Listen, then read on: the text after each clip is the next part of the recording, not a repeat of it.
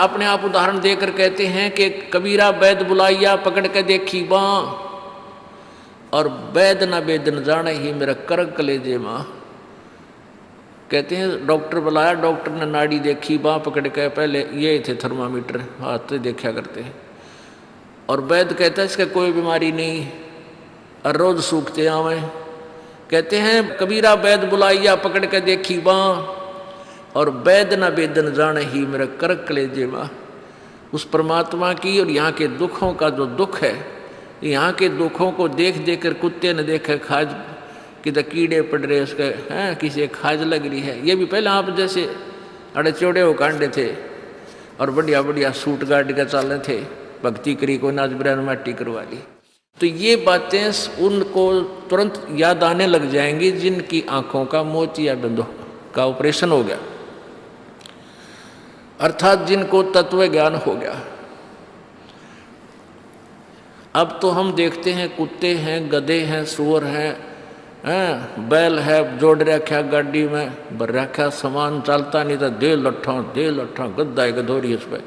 तो हमने सोचा ये तो ऐसे बनते रहेंगे और हम ऐसे ही मनुष्य बने रहेंगे। काल ने ऐसी बुद्धि भ्रष्ट कर रखी हमारी, क्योंकि ज्ञान है नहीं।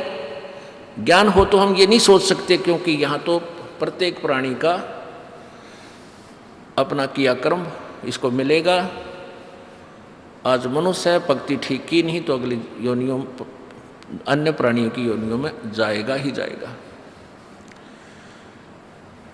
तो फिर ये बातें, यहाँ का यो कष्ट, किसी की किसी का हाथ कट रहा, किसी की टांग कट गई, कोई अंधा हो रहा, किसी का बेटा मर गया, किसी की बेटी मर गई, एक परिवार में 2-2 3-3 इकट्ठे मृत्यु हो रही है।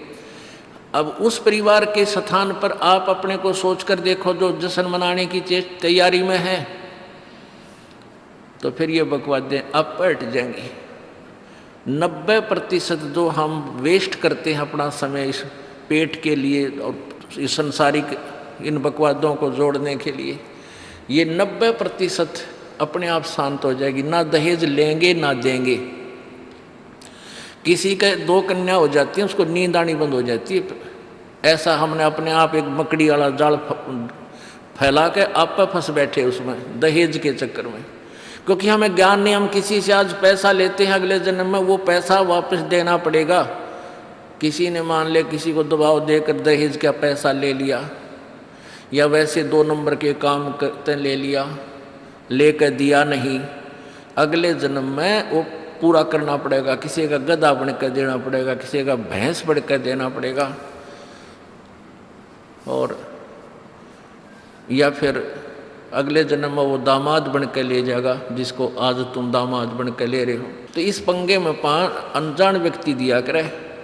परमात्मा ने जो आपको देना है वही देना है, आपके प्रारब्ध में लिख रखा है। उसमें आप अगर फेरबदल करने की चेष्टा करोगे दूना दुख उठाओगे। फेरबदल भी परमात्मा ही कर सकता है। शास्त्र अनुसार साधना करने से आपके भाग्य में ना होगा वो पुण्य, और परमात्मा करवा कर या अपने कोटे से देकर आपको यहाँ होटल वाली सुविधाएं अवश्य देगा, पर अधिक नहीं मांगनी चाहिए। तो ऐसे नानक साहब जी से किसी ने प्रश्न किया, क्योंकि नए नए भक्त बहुत जाते रहते हैं। कहते हैं हे गुरुदेव, हे परमात्मा, आप हमें कभी खुश नज़र नहीं आते, आप खोए खोए से रहते हो। तो नानक साहब जी कहते हैं भाई क्या बताऊं। कहते हैं ना जाने काल की कर डारे, और किस विध ढल जा पासावे, और जिनाते सरते मौत खुड़क दी उनानू केड़ा हासावे। कि 1 सेकंड का पता नहीं यहाँ के बिजली गिर जा और कहाँ गिर जा। जैसे सन 2000 की बात है, पूरा भारतवर्ष गणतंत्र दिवस 26 जनवरी मना रहा था। उधर से गुजरात के अंदर एक जबरदस्त भूकंप आ गया। लाखों व्यक्ति अपने ही मकानों के नीचे, जो 3-3 4-4 मंजिल के सारा जीवन पीढ़ी 2 पीढ़ी लाख का बनाकर उसमें जश्न मना रहे थे, उन्हीं के नीचे दबके और लाखों व्यक्ति मर गए। सुबह सुबह का समय, छुट्टी का दिन, और सारे घर में सेट थे। काल ने किसा दाव लगाया। तो यहाँ परमात्मा कहते तुम तो बालक हो, बालक कति डरते नहीं जरा से भी। डर जब हो जब आपको ज्ञान हो, और ज्ञान हो सत्संग से। सत्संग मान का समय नहीं कि तो और बकवाद हो रही हो, देख लो दुनिया इकट्ठी हो जा। और यहाँ कितने भक्त आ पाते हैं, जो आ पाते हैं वो बहुत महान और पुण्य आत्मा है, उनके पिछले संस्कार इतने ज़बरदस्त हैं कि उनको प्रेरित करके लाते हैं, वो परमात्मा की रजा होती है उनके ऊपर।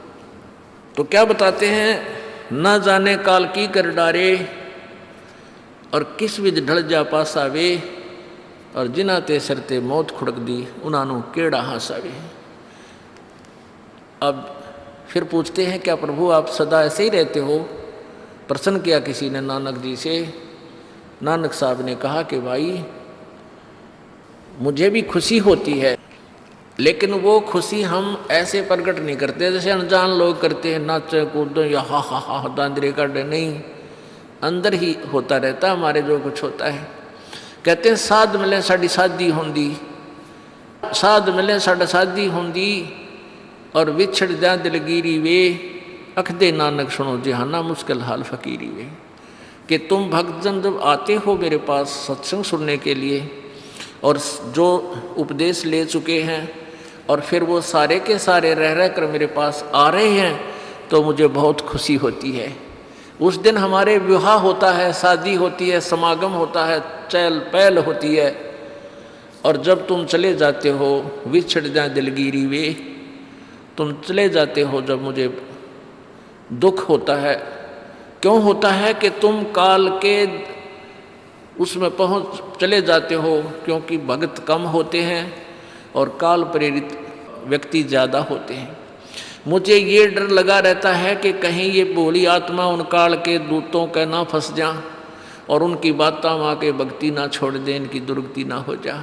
जब तुम ठीक ठाक वापस आ जाते हो सभी, तो मेरी आत्मा खुश होती है। उस दिन मेरी खुशी का कोई ठिकाना नहीं होता, लेकिन वो होती है अंदर ही अंदर, लोग दिखावा नहीं होता। साध मिले साड़ शादी होंदी, और विछड़ जा दिलगिरी वे, अखदे नानक सुनो जहाना मुश्किल हाल फकीरी वे। भाई कहते हैं भक्ति करना बहुत मुश्किल है। मुश्किल इन काल के दूता ने बना दी, जनता ज्ञानहीन कर दी। जो भक्ति नहीं करते वो तो सीधे काल के जाल में हैं ही। जो भक्ति करने की चेष्टा करते हैं तो किसी का तो पति लाठी ठाए पाओगा, तो उसके पति ने कोई और इंजेक्शन ला जाएगा। यो कि होया भाई हम भी तो नाम ले रहे हैं, हम वहाँ जाते हैं, हम तो 6 महीने साल में कभी कभी जाते हैं, और आप कहते हैं 10वें दिन भाग लेते हैं। तो भगत ने नाम ना ले रखा तो वो परेशानी पैदा करेगा ही करेगा। किसी की पत्नी ने नाम नहीं ले रखा, भगत ने ले रखा है, तो वह सींग पिनाए पावेगी। किसी के कहने सुनते हैं, जानते क्या सुनी घर में होगी। काल न तक करवाना है कि किसी प्रकार ये वहाँ जाना छोड़ दें, तेरे जाल में फंसे रहें। इसका तो पूरा प्रयत्न रहेगा। लेकिन पुण्यात्मा यु ज्ञान रूपी ढाल आपको इसलिए दी जाती है कि अपना बचाव करो, और भक्ति मत छोड़ना चाहे कुछ भी हो। आप पुण्यात्माओं अपने घर के काम में, ठीक है, पति पत्नी बच्चे सब कोई कार्य करना है तो सब मिलकर सलाह बनाकर कर लें, बहुत अच्छा होता है। उसमें कोई हानि लाभ भी हो जाती है तो विशेष दुख नहीं होता। उसमें अवश्य राय एक दूसरे की लेकर काम कर लेना चाहिए। और जब आता आत्म कल्याण का समय, उसमें किसी की राय की आवश्यकता नहीं। मान लीजिए आपने नाम लेना है और आपका पति नाट्य है, तो नाट्य जाएगा। ये अपने जीवन का सौदा तुमने खुद सोचना होगा, इसमें किसी की राय की आवश्यकता नहीं। आपने नाम लेना, आपकी पत्नी मना करती है तो करन दे, इसमें किसी की सलाह लेने की जरूरत नहीं, चाहे कोई राजी रहे चाहे नाराज रहे। यदि मीराबाई उस समय ये सोचती कि तेरी माँ क्या कहेगी, तेरे पिता क्या कहेगा, ये समाज क्या कहेगा, तू मंदिरों में जाती है, क्योंकि उस समय ठाकुर समाज अपनी बहन बेटियों को घर से नहीं निकलने देते थे, पर्दों में रखते थे। लेकिन मीराबाई बालक नहीं रही थी, समझदार थी। वह उसको पता था कि आज तो मैं लोक लाज कर मैं आकर भक्ति नहीं करूँगी और फिर कुतिया बनकर बाजार में आंडूंगी, कोई मेरी इज्जत का रक्षक नहीं मिलेगा। तो तो ये ज्ञान से ही ऐसी दृढ़ता आती है। संघर्ष किया और सफल हुई, क्योंकि मालिक के नाम पर जो संघर्ष करते हैं सच्चे दिल से हृदय से, उनकी परमात्मा मदद किया करता है। ये पिछले इतिहास देख लो। क्या बताते हैं? मात पिता सुत स्त्री आलस बंधु कान, संत दर्श को जब चले ये अटकावे आण। मात पिता सुत पुत्र को कहते हैं। स्त्री जैसे कोई बालक हैं 15, 16, 10 वर्ष के, वो माता पिता के अधीन होते हैं। और बच्चे का समझ में आ गई और माता पिता मना करते हैं तो उनके अधीन है वो। और बच्चे जवान हो गए, बूढ़ा बूढ़ी अगर समझ में आ गई, फिर वो बालक बाधा करेंगे, वो रोकते टोकते हैं। तीसरा दिन चल पड़ते हो, किराया कितने डावा फलाना है, यानी कुछ ना कुछ बाधा कर सकते हैं। किसी का पति बाधा कर सकता है, किसी की पत्नी बाधा कर सकती है। जब भक्ति की तरफ अग्रसर होता है या सत्संग में आने की तैयारी करता है। या फिर आलस बंधु कान, आलस माने आप ढीले गोडे छोड़ दे, फिर देखांगे इबका नहीं जाता, सर्दी घनी है, गर्मी घनी है। और या बंधु कान, लोक लाज, इनके कारण ये है भक्ति में बाधक। अब क्या बताते हैं परमात्मा? मात पिता सुत स्त्री आलस बंधु कान, संत दर्श को जब चले ये अटकावे आण। इनका अटकाया अटके नहीं, और संत दर्श को जाए कह कबीर सो संत है आवागमन नसावे। इनका अटकाया अटके नहीं, और संत दर्श को जाए यानी सत्संग में अवश्य जावे, कह कबीर सो संत है आवागमन नसाए, उसका कल्याण होगा। आज मीराबाई जी का कितनी श्रद्धा और आदर के साथ नाम लिया जाता है। और यदि वो उसी तरह की क्रियाएं करती जो उस समय की बहन बेटियां लोक लाज में फंस कर अपना जीवन बर्बाद करगी, आज वो कुतिया बनी आंड है। परमात्मा कहते हैं नकबे सर नकबे बनी वह पैर थी हार हमेल, और सुंदरी से वह कुतिया बनी सुन साहिब के खेल। बीबी पड़दा रहे थी डोडी लगे थी बार, अब गातु गाड़े फिरती हैं बन कुतिया बाजार। वो पर्दे की सुंदरी सुनो संदेशा मोर, इब गातु गाड़े फिरती हैं वो करें सराय शोर।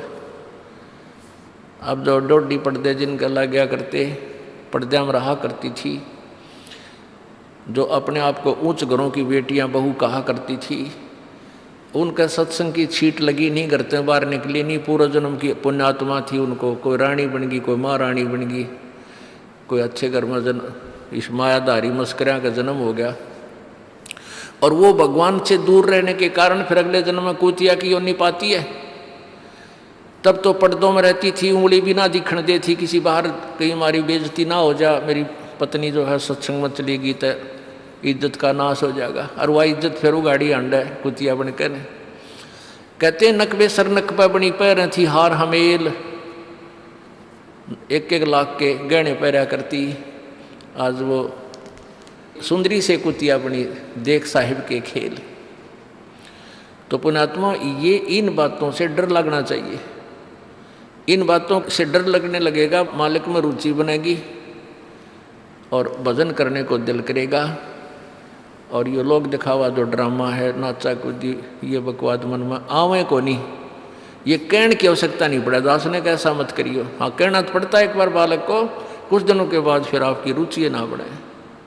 इतना तो इस दास को विश्वास हो गया है कि परमात्मा के बच्चे भगवान को पहचानने लग गए, क्योंकि अब शिक्षित समाज है।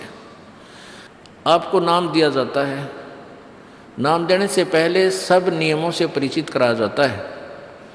और हमने ये पुस्तक बनाई है भक्ति सौदागर को संदेश, इसके प्रथम अध्याय में ही हमने नियमों का पूरा विस्तार से विवरण दिया है कि कोई भी पुण्यात्मा इस आश्रम की तरफ आएगा तो पहले तैयार होकर आवे।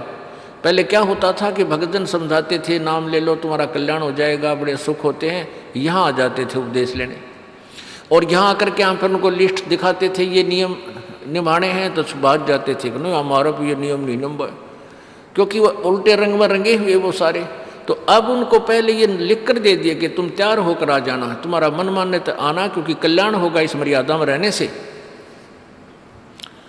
तो अब ये दास देख रहा है कि अब कितना डर लगता है बहन बेटी भाइयों को, बच्चों को। अब वो कहीं, क्योंकि समाज हमारा जो है सारा का सारा समाज काल प्रेरित है, उन्हीं क्रियाओं को कर रहा है जो ना करने वाली होती हैं। और हमारा भक्त एक घर में एक व्यक्ति ने नाम ले लिया और 5-6 व्यक्ति वो सारे शास्त्र विरुद्ध साधक हैं, तो उनके साथ संघर्ष बनता है बेचारे का जा करके। फिर भी वो इतना दृढ़ है, डरता है, आकर पूछता है जी मेरे पे ऐसी गलती होगी, मेरा नाम तो खंडनी हो गया, आगे से नहीं करूँगा। तो कहने का भाव ये है कि पहचानने लग गए तुम परमात्मा को और संघर्ष करना सीख गए, आप सफल होगे, देख लेना एक दिन। ये नाखून पालिश लगाते हैं, ओठों पर इसी बूंदी शक्ल बना लेते हैं, लाल वो लगा कर लिपस्टिक, इतना बेहुदी शक्ल बन जाती है। कहते हैं अब ऐसी मर्यादा बन गई, बहन बेटियां कहते हैं कि हम ऑफिस में जाते हैं तो ये लिपस्टिक वगैरह नहीं लगाते, नेल पेंट नहीं लगाते, तो क्या कहते हैं उस दूसरे कि तुम्हारे घर में कोई मर गया क्या? अरे थारा गजब भैया, ये बकवाद करने तो सारे जी जाओगे तुम, अकल खत्म होगी। यानी एक मर्यादा बन गई, जो ऐसे उल्टे काम ना करे उसने हे समझन लागे। निरंजन धन तेरा दरबार जहाँ तनिक नहीं न्याय विचार, सारे उल्टे काम में राजी रहे। लेकिन हमारी बेटियां अब संघर्ष करती हैं कि हाँ उनको ज्ञान हो गया, वो तो बालक हैं, कुछ भी कह सकती हैं। तो अब हम सबको बताते हैं ये ऐसा नहीं करना, क्योंकि पहले हमारा ज्ञान गाँव में ज़्यादा चला था। इस दास ने गाँव में जाकर प्रचार किया, तो वहाँ तो ये था को ना लिपस्टिक का फंड था, ना कोई नाखून पालिश लाया करती, मेहंदी मुंदी ला लेती, तो यार वो भी मना कर दिया हमने, समझा दिया कि इसका कोई फ़ायदा नहीं है, अपना भक्ति करो। तो वो तो सब एक साधारण सी बात ही छोड़ छाड़ दी। अब शहरों में फैल गया परमात्मा का जो ज्ञान है। अब शहरों से जो बेटियां आती हैं वो सारे तो नाखुना निशी बुरे हाल तो सनाए पाओगी। और इधर बिहार में तो और बेगन हो रहा कति बुढ़ी बालक सारे लाल ये नाखुना न कति न कुसूती तरह पेंट करके लाओगे, न चमकान दे। अब इनको समझाना पड़ता है कि ये नहीं करोगे तो मान जाते हैं कि नहीं आगे नहीं करेंगे हम, तो इनकी आवश्यकता भी क्या है? भगवान ने जो कितने सुंदर नाखून पहले बना के दे रखे, इन पर क्या फायदा और बकवाद करने की? तो मालिक ने जो अंग दे रखे हैं वो बहुत अच्छे बना के दे रखे हैं, इसमें हमको फेरबदल करें, ये हमारी वो लोग दिखावा मेकअप है, इसकी हमें आवश्यकता नहीं। अब तो हम आपको बता रहे हैं, समझा रहे हैं पहली बार, फिर आप पे सियाने हो जाओगे, आपकी अब पर रुचि ना करे। जैसे नानक साहब कहते हैं, ना जाने काल की कर डारे किस विध डल जा पासा वे, जिना के सरते मौत खड़क दी नानू के डांसा वे। अब प्रसंग था कि साध मिले साड़ी शादी होंगी और भी छड़ जा दिलगिरी वे, अख दे नानक सुनो जहाना ये मुश्किल हाल फकीरी वे। तो नानक साहब क्या बताते थे कि तुम जाते हो यहाँ से सत्संग सुनकर, और वहाँ आप ऐसे समाज में जाते हो जो सब काल प्रेरित होकर के वो साधनाएं, वो क्रियाएं, वो ड्रामाबाजी करता है, जिससे मुझे डर लगा रहता है कि कहीं आपकी क्रियाएं भंग ना हो जाएं और आप काल के मुंह में चले जाओ। जब तुम वापस आ जाते हो तो मुझे बहुत खुशी होती है कि परमात्मा के बच्चे काल के जाल से बचे हुए, तो उस दिन खुश होता हूँ मैं। और तुम चले जाते हो तो मेरी एक तो वो ज्ञान कि यहाँ काल का लोक है, ना जाने कब जाना पड़ जावे, इस कारण से डर से अपनी भक्ति करता रहता हूँ। और एक तुम्हारी भी चिंता खाती रहती है कि कहीं काल के जाल में ये बालक फिर ना फंस जाएं। तुम वापस आ जाते हो एज इट इज़, तो फिर मेरी खुशी का ठिकाना नहीं रहता। साध मिले साड़ी शादी होंगी, साध यानी साधु संत, ये भक्त आप साध हो, साध माने जो साधना कर रहा है, और साधु सोए जो सीधा चाल है, यानी जो और लोग दिखावा बकवाद नहीं करता, शराब मांस तम्बाकू नहीं पीता, और मेकअप वगैरह शरीर के वापस जरूरत नहीं। कहते पति भरता भावानी चोम चटक श्रृंगार, जो पति भरता यानी जिसने केवल अपने पति से ही लगा हुआ है, फिर उसने बकवाद करने की क्या आवश्यकता है?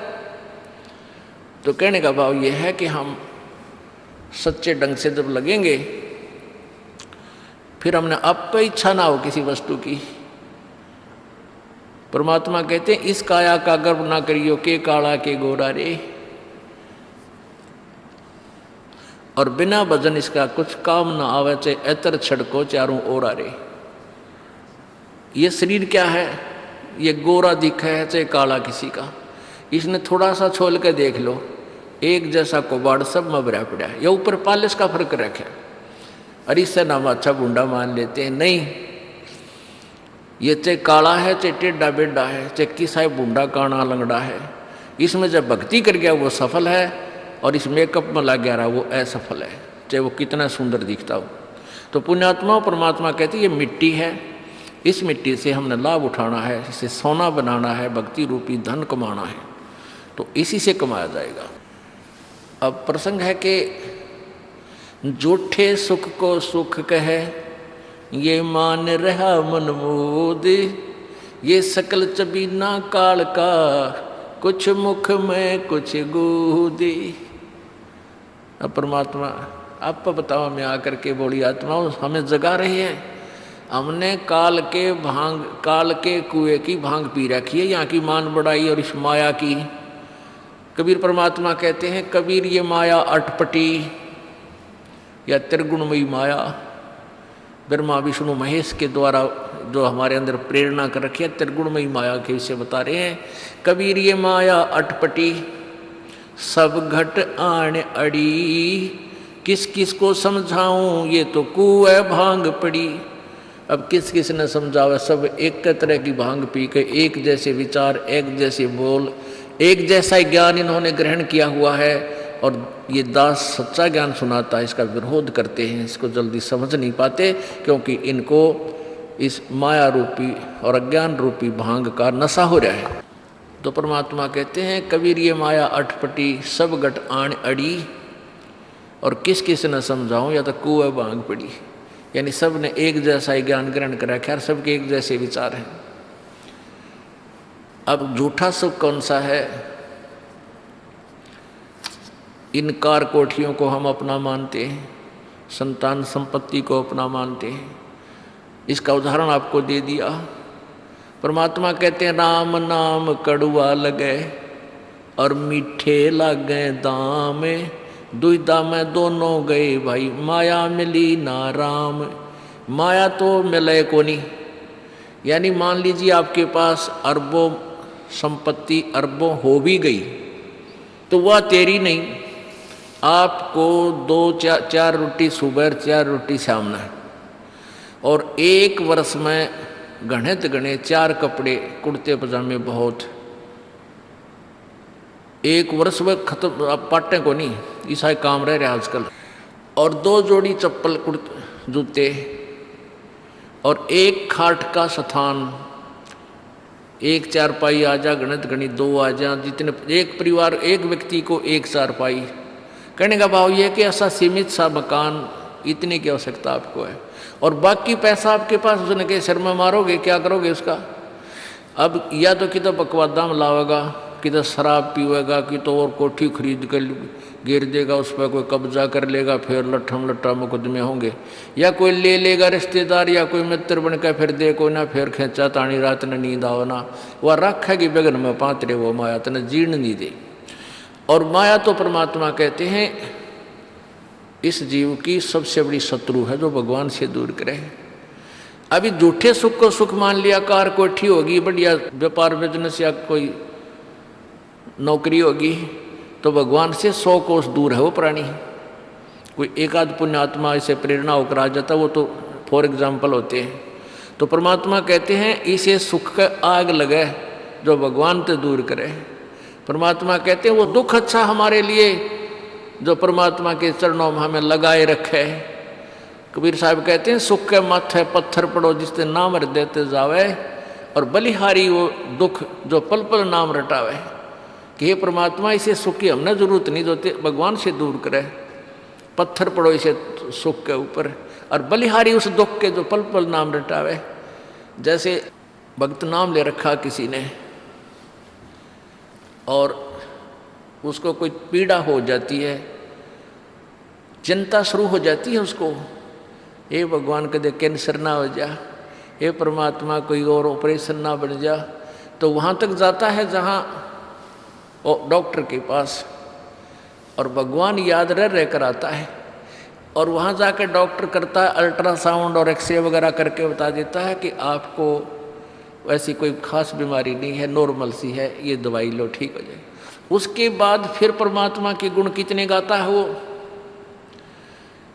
जो भक्ति से दूर हैं वो तो भूल भाल जाते हैं, उनको तो परमात्मा याद आता है, कोई ना डॉक्टर दिखे। और पुण्यात्मा जो भक्ति करते हैं उनको डॉक्टर नहीं भगवान पहले दिखाई देता है। पुण्यात्मा, आपके प्रारब्ध में, आपके संस्कार में मृत्यु है और कैंसर से है, और वो होगी, नाम ले रखा आपने, और डॉक्टर ने भी डिक्लेयर कर दिया कि कैंसर है भाई। पीछे आपको उदाहरण दिया था, एक लड़का रोहतक से, इकलौता पुत्र, और 10 साल के बाद पुत्र प्राप्ति हुई,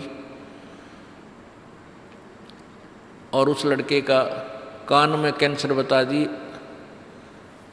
PGIMS रोहतक तक। उन डॉक्टरों ने फाइनल कर दिया और उसका पूरा डाटा अपने मोबाइल में नोट कर लिया कि इसका ऑपरेशन करवा ले और दिल्ली ले जा, हम नहीं कर सकते। वो रोता हुआ यहाँ आए। अब क्या है कि ये काल बड़ा उस्ताद है,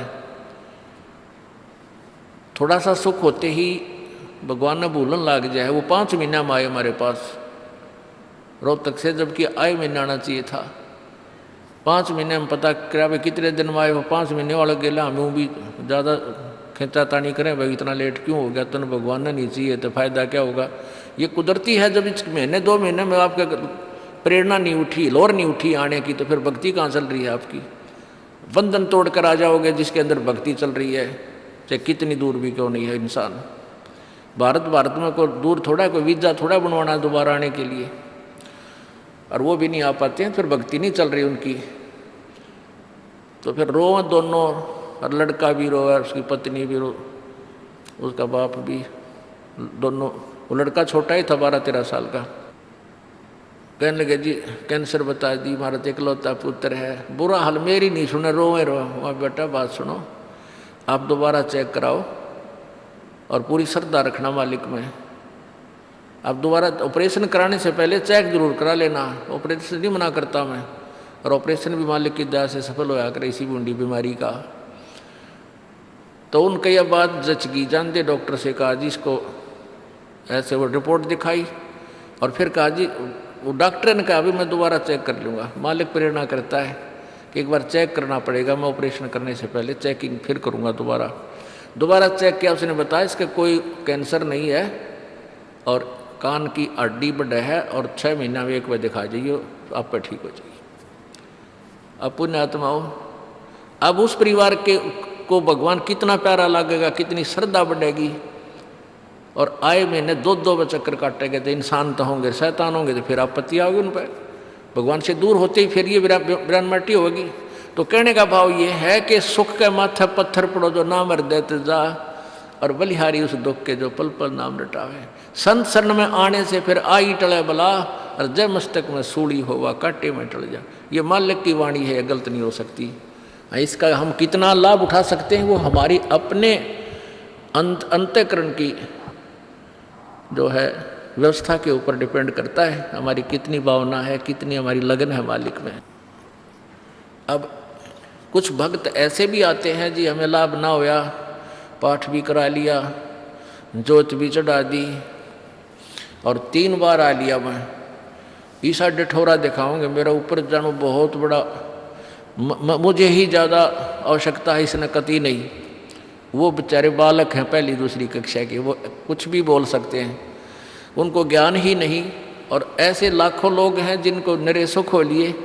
तो परमात्मा तो वही है, एक ही ट्रांसफार्मर में तो सबको कनेक्शन दे रखा है, और जिसके पंखे कूलर चल रहे हैं वो भी उसी लाइन से जुड़े हैं, और जिनके नहीं चल रहे हैं वो भी उसी लाइन से जुड़े हैं। तो उनका कोई कनेक्शन डिफेक्टिव है, उसको फिर चेक कराएं, लाइट पावर वही है। कहते हैं सतगुरु के दरबार में कमी काहे की ना, अंसा मौज नहीं पावता तेरी चूक चाकरी में। कि इस परमात्मा के दरबार में किसी चीज़ की कमी नहीं। और परमात्मा आपको बताते हैं कि यदि तुझे लाभ नहीं मिल रहा तेरी चूक चाकरी में, आपके अंदर कोई श्रद्धा में कमी है, आपकी भावना में कमी है, या आपका कनेक्शन लूज है, आपका कनेक्शन कट ऑफ हो गया, वह पावर आ नहीं रही। इस परमात्मा कबीर जी के शब्द कोश में असंभव शब्द नहीं है। इस कबीर परमेश्वर की डिक्शनरी में इम्पॉसिबल वर्ड नहीं है, ये वो भगवान है। अगर आप ये वीडियो YouTube पर देख रहे हैं तो हमारे चैनल को सब्सक्राइब करें और बेल आइकन को दबाना ना भूलें। अगर आप Facebook पर ये वीडियो देख रहे हैं तो हमारे पेज को लाइक करें।